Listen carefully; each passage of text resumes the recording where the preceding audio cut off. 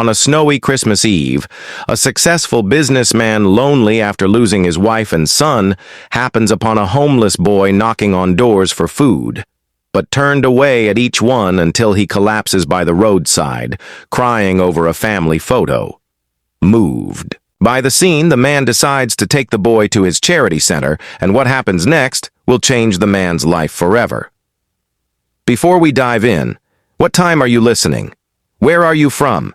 Drop a comment below and tell me. The snow fell in heavy, silent curtains across Manhattan's Upper East Side, transforming the bustling city into a winter wonderland that seemed almost too perfect to be real. Christmas lights twinkled from every storefront window, and the distant sound of carolers drifted through the crisp December air.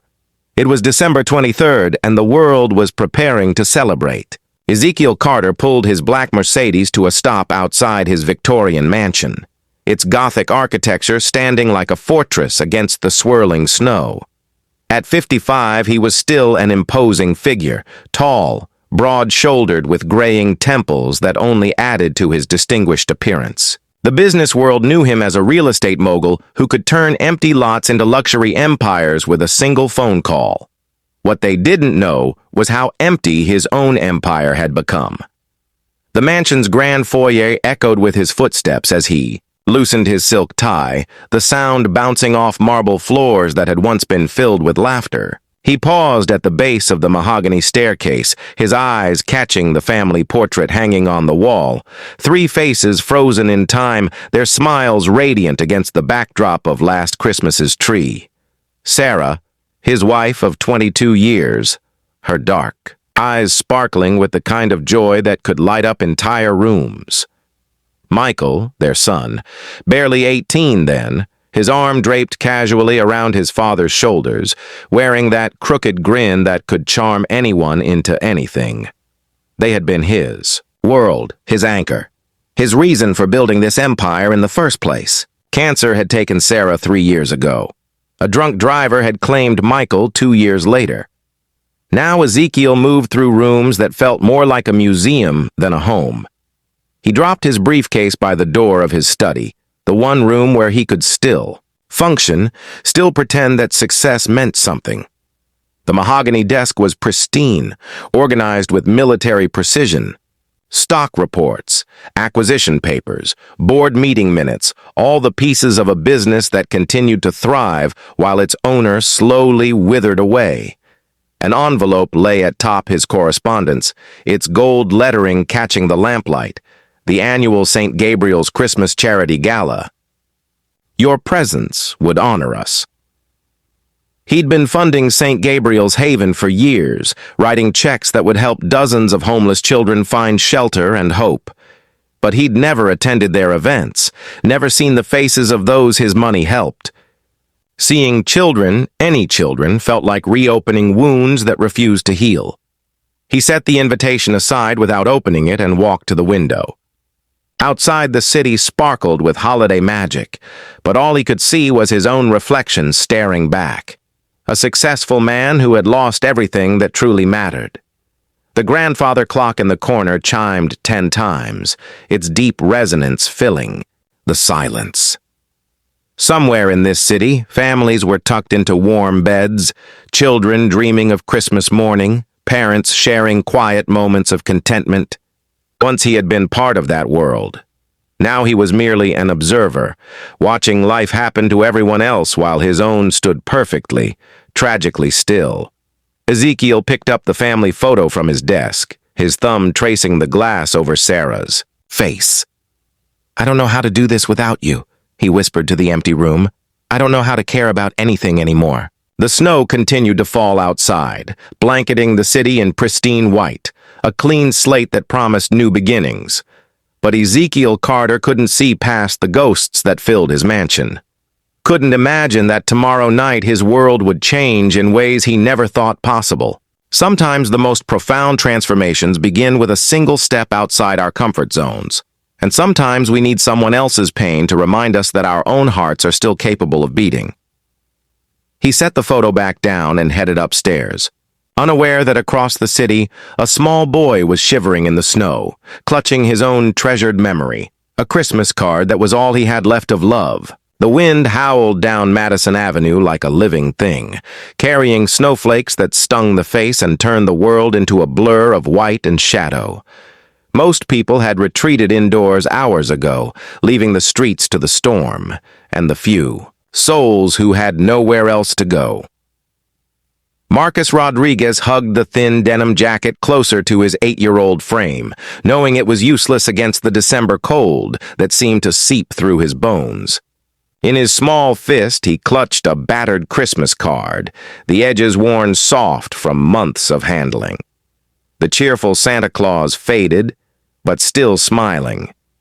It was all he had left of his mother given to him during their last Christmas together in the cramped apartment they'd shared before the sickness took her away. 6 months ago, Mrs. Chen had promised she would take care of him.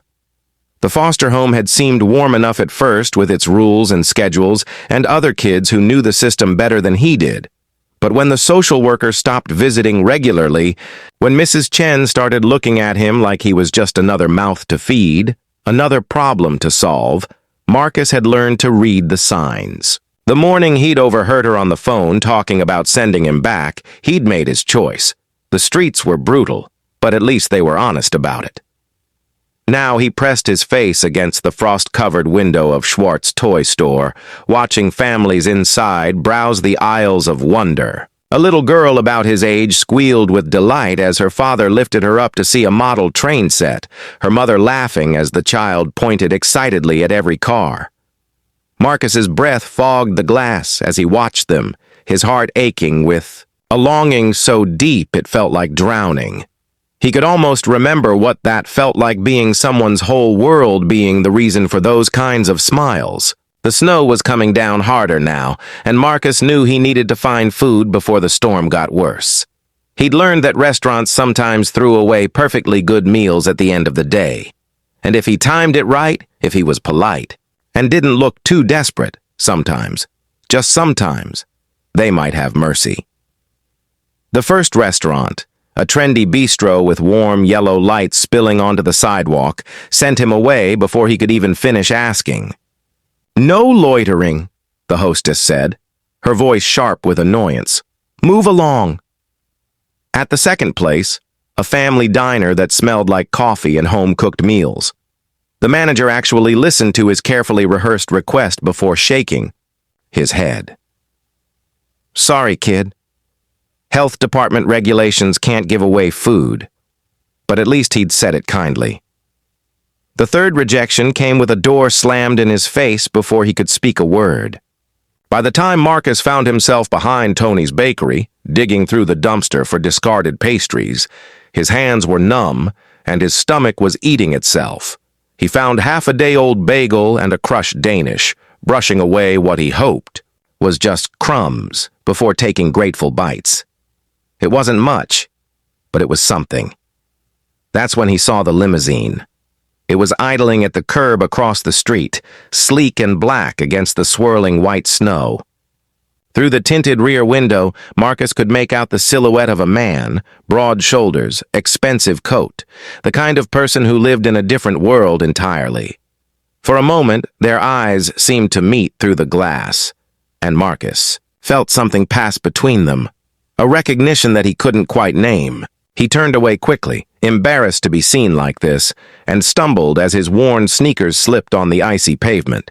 The fall sent him sprawling, his precious Christmas card flying from his grasp to land in a puddle of gray slush. "No!" Marcus scrambled forward on his hands and knees, fishing the card out of the dirty water. It was soggy now, the colors running. Santa's smile nearly washed away. Tears mixed with snowflakes on his cheeks as he held it against his chest, trying to protect what little remained of his mother's love. He didn't hear the car door close or the footsteps approaching until a shadow fell across him. Looking up, Marcus saw a man in an expensive overcoat standing over him, the same man from the limousine. Up close, he could see kind eyes set in a face that knew its own share of sorrow. "Are you hurt?" the man asked, his voice gentle despite his imposing presence. Marcus shook his head, clutching the damaged card tighter. He wanted to run, to disappear into the maze of alleys he'd come to know so well. But something in the stranger's expression held him frozen. Ezekiel Carter looked down at the boy and felt his carefully constructed walls begin to crack. The child's eyes held a pain he recognized, the look of someone who had lost everything that mattered and was trying to figure out how to keep breathing. Anyway, snow gathered on the boy's dark hair, and his lips were turning blue from the cold.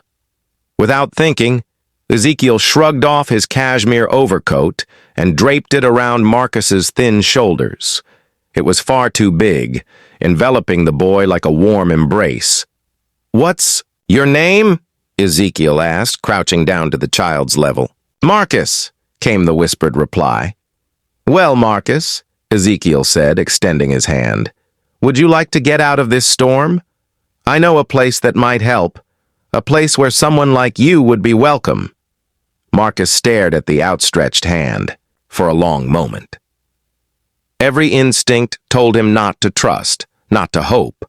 But the coat was warm, and the man's eyes were kind, and the Christmas card in his pocket seemed to whisper his mother's voice. "Sometimes angels come when you need them most, Mo."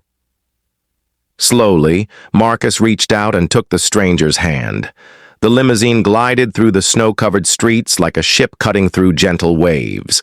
Marcus sat pressed against the far corner of the leather seat, Ezekiel's coat still wrapped around him like armor against the world. He kept stealing glances at the man beside him. This stranger who had appeared in his darkest moment like something out of a fairy tale. Ezekiel found himself studying the boy's reflection in the window. The child's eyes held an intelligence that seemed far older than his 8 years, the kind of awareness that came from learning too early that the world could be cruel. It was a look Ezekiel recognized from his own mirror these past few years. "Where are we going?" Marcus asked quietly, his voice barely audible above the hum of the engine. "St. Gabriel's Haven," Ezekiel replied. "It's a place for children who need somewhere safe to stay." Marcus nodded but said nothing more. He'd heard whispers of such places during his months on the streets. Some good, some bad, most somewhere in between. The Christmas card in his pocket felt damp against his fingers, and he wondered if his mother would approve of this choice. "Trust your heart, Mio," she used to say. "It knows things your head hasn't figured out yet." The limousine pulled up to a converted brownstone that glowed with warm light from every window. A simple wooden sign by the door read, "St. Gabriel's Haven, where every child matters." Even through the falling snow, Marcus could see children's artwork taped to the windows, handprint turkeys, crayon Christmas trees, and bright construction paper stars. Mr. Carter. The front door opened before they'd even reached it, revealing a woman in her 60s with silver hair pulled back in a neat bun and eyes that sparkled with genuine warmth. "What a wonderful surprise, though. I have to say, this weather is hardly fit for..." She stopped mid-sentence as she noticed Marcus half hidden behind Ezekiel's tall frame. "Sister Mary Catherine," Ezekiel said with a slight nod. "This is Marcus. He needs what you do here." The nun's expression softened as she took in the boy's appearance. The oversized coat, the wet sneakers, the careful way he held himself as if ready to run at any moment. She'd seen that posture 1,000 times before. "Of course he does," she said simply, stepping aside to let them in. "Come in, both of you, before you catch your death in this storm." The interior of St. Gabriel's Haven was a symphony of controlled chaos. The main hall buzzed with activity as children of various ages worked on what appeared to be Christmas decorations. Some were stringing popcorn for the large evergreen tree that dominated one corner, while others painted paper ornaments at long tables covered with newspaper. The air smelled of hot chocolate and pine needles with undertones of children's laughter, and the kind of contentment that comes from being truly at home. "Everyone?" Sister Mary Catherine clapped her hands twice, and the room gradually quieted. "We have a visitor tonight. This is Marcus, and he's going to be staying with us for a while." A chorus of "Hi" Marcus rang out from the assembled children, followed by waves and shy smiles. Marcus pressed closer to Ezekiel's side, overwhelmed by the sudden attention. In his months on the street, he'd learned to be invisible, to move through the world like a ghost. This much warmth, this much focus on him felt foreign and slightly terrifying. "Let's get you some dry clothes and something hot to eat, Sister," Mary Catherine said gently, placing a motherly hand on Marcus's shoulder. "Sarah's about your size." She outgrew some perfectly good things just last month. As they moved deeper into the building, Marcus caught glimpses of life here.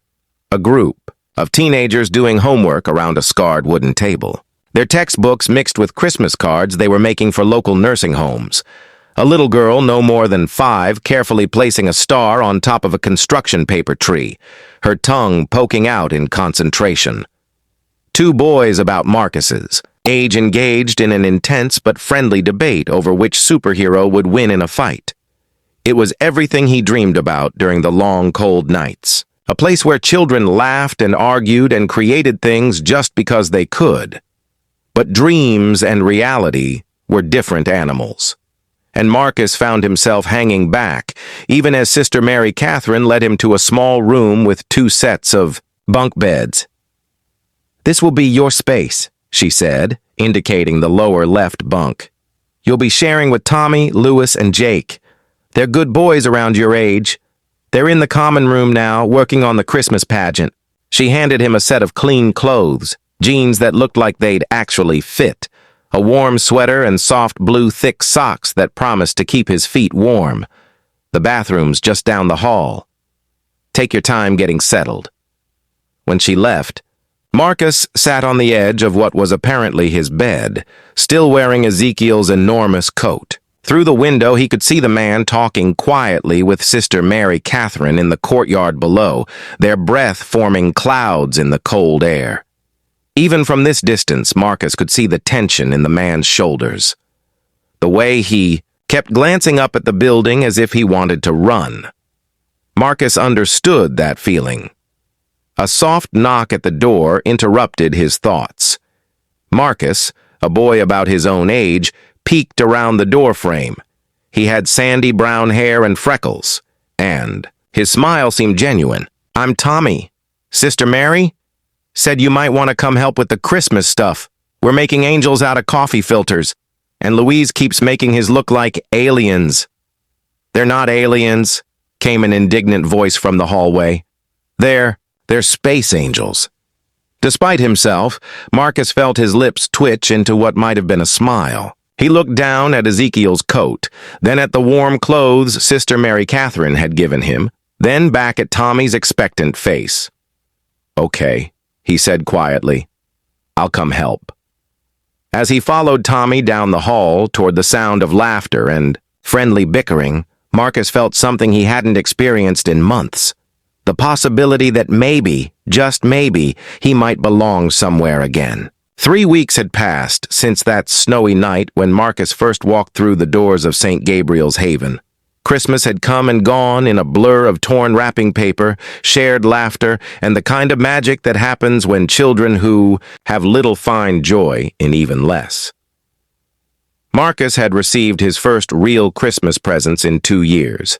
A new winter coat from Sister Mary Catherine, a set of art supplies from the other children, and from Ezekiel Carter, who had quietly visited, twice since that first night, a leather-bound journal with Marcus's initials embossed on the cover. Now, on a bright December 28th afternoon, the children were outside in the small courtyard behind the Haven, decorating the outdoor Christmas tree that would stay up until New Year's. The snow had stopped falling, leaving the world covered in a pristine blanket that sparkled like diamonds in the winter sun. Marcus hung back near the building's rear entrance, watching the others with the careful observation he'd perfected during his months on the street.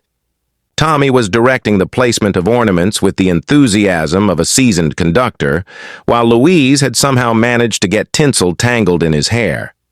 6-year-old Lily, the newest arrival who'd been brought in just 4 days ago, sat on the steps making snow angels in a small patch of fresh powder, her giggles creating little puffs of vapor in the cold air. "You don't have to stay on the sidelines, you know," a familiar voice said behind him. Marcus turned to see Ezekiel Carter approaching, his expensive shoes crunching softly in the snow. The man had been visiting more frequently lately, though.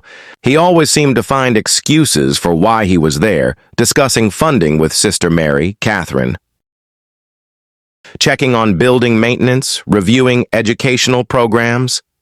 Marcus was beginning to suspect these weren't the real reasons. "I like watching," Marcus replied. "Honestly, it's safer." Ezekiel nodded, understanding flickering in his dark eyes. "I used to think that too."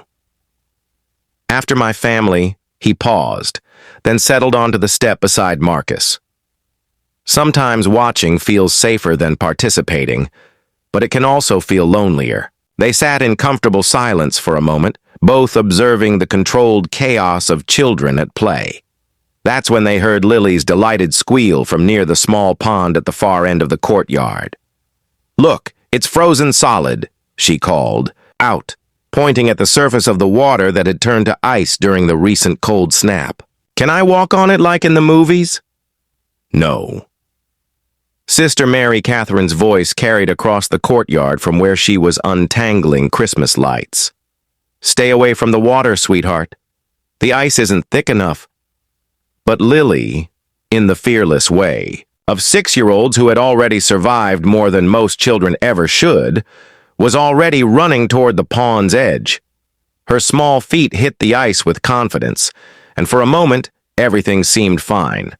She took 2 steps, then 3, laughing, with pure joy at the novelty of walking on water. The crack was sharp and sudden, like a gunshot in the crisp air. "Lily!" Tommy's voice cracked with panic as the little girl's foot punched through the thin ice, sending her tumbling into the frigid water below. The pond wasn't deep, maybe 4 feet, at most, but it was deep enough, and the shock of the cold water would make it impossible for a small child to climb out alone. Lily's head bobbed above the surface, her mouth open in a silent scream of shock and terror. Her little arms flailed as she tried to grab onto the broken ice, but each attempt only broke away more chunks, sending her further from the edge. The other children stood frozen in horror. Sister Mary Catherine was running toward them from across the courtyard, but she was too far away. The thin ice wouldn't support an adult's weight, and everyone seemed to understand the terrible mathematics of the situation. By the time help arrived, it might be too late.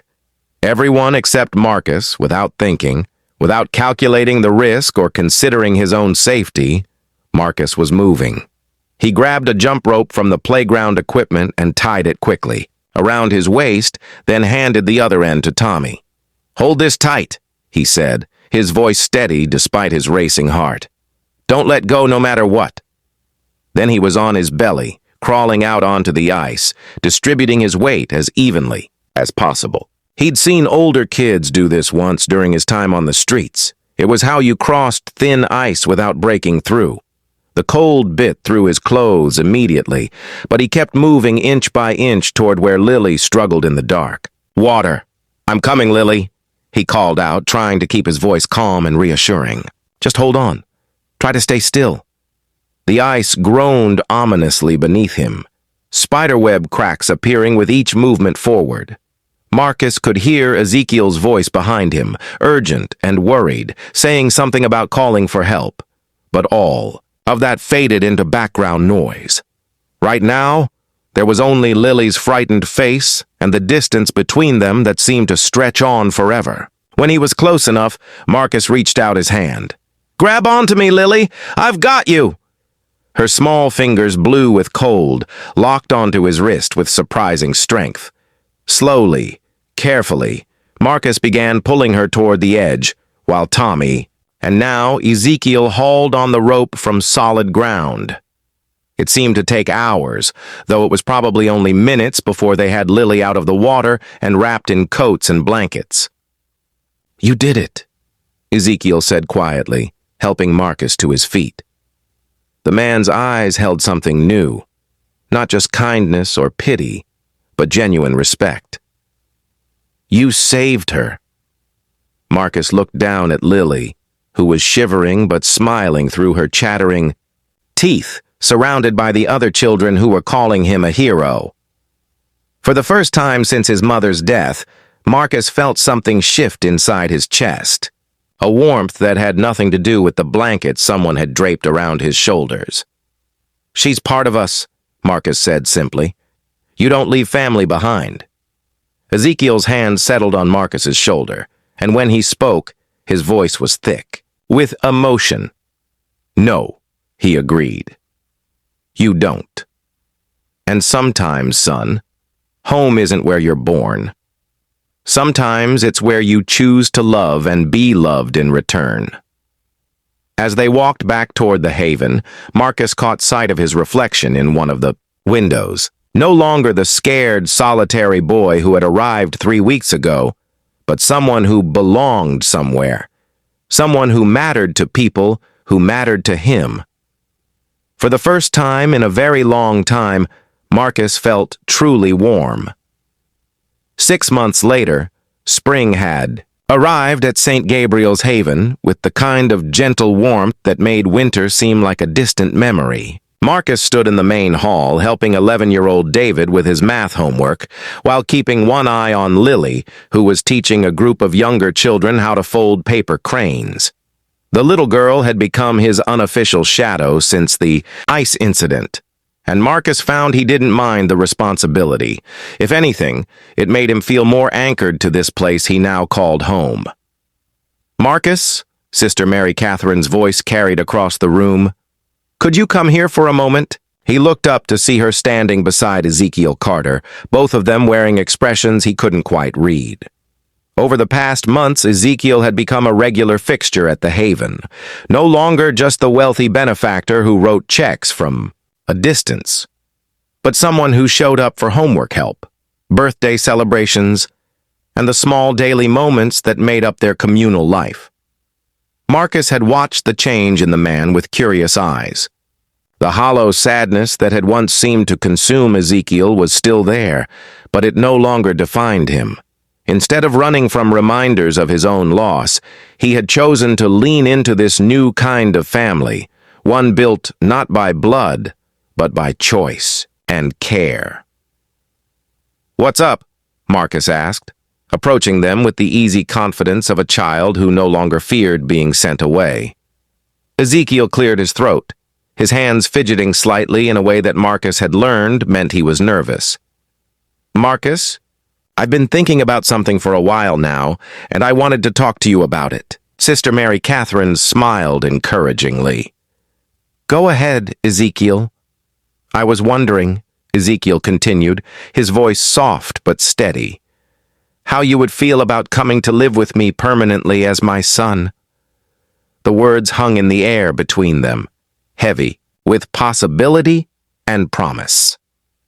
Marcus felt his breath catch in his throat.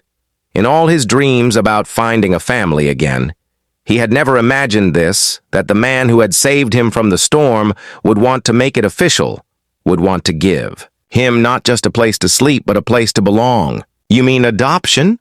Marcus asked, the word feeling strange and wonderful on his tongue. "I mean exactly that," Ezekiel replied. "If you want it, if you think you could be happy with an old man who's still learning how to be a father again." Marcus looked around the room at the children who had become his siblings, at Sister Mary Catherine, who had given him safety when he needed it most, at Lily, who was now watching their conversation with bright, curious eyes. This place had saved him, had shown him what it meant to be part of something bigger than himself. "But I'd still come back here, right?" Marcus asked. "To help out? To visit?" Ezekiel's smile was answer enough, but he nodded anyway. "As often as you'd like. This place will always be part of who you are." "Then yes," Marcus said, his voice growing stronger with each word. "Yes, I want that. I want to be your son." The embrace that followed felt like coming home and setting out on an adventure all at the same time. 15 years later, the snow was falling, again on Christmas Eve. just like it had that night so long ago when two lost souls found each other on Madison Avenue. But now, Marcus Carter, 23 years old, recently graduated with his master's degree in social work and newly appointed director of St. Gabriel's Haven, walked through the familiar halls with the confidence of someone who knew exactly where he belonged. The evening's Christmas celebration had been a success. The children had performed their annual pageant with the kind of joyful chaos that made even the most serious adults smile, and the community dinner had brought together families from all over the neighborhood. Now, as the last guests departed, and the children settled in for the night, Marcus was making his final rounds before heading home to the house he still shared with Ezekiel, though these days it was by choice rather than necessity. His father and the Word still filled him with warmth after all these years, had lived to see Marcus graduate, had been there for every milestone and triumph. When Ezekiel passed away 2 years ago, his heart simply wearing out from a life fully lived, he had left behind a legacy that stretched far beyond his business empire. The Carter Foundation now funded a network of children's homes across the city, each one built on the principle that every child deserved not just shelter, but the chance to discover their own capacity for love and heroism. Marcus was locking up the front office when he heard it, a small sound from the alley beside the building. He paused, listening, and heard it again. Soft crying, the kind that came from someone trying very hard not to be heard. He found her huddled, behind the dumpster, a little girl who couldn't have been more than 9 years old. She was Hispanic with dark hair that hung in tangled curtains around her face,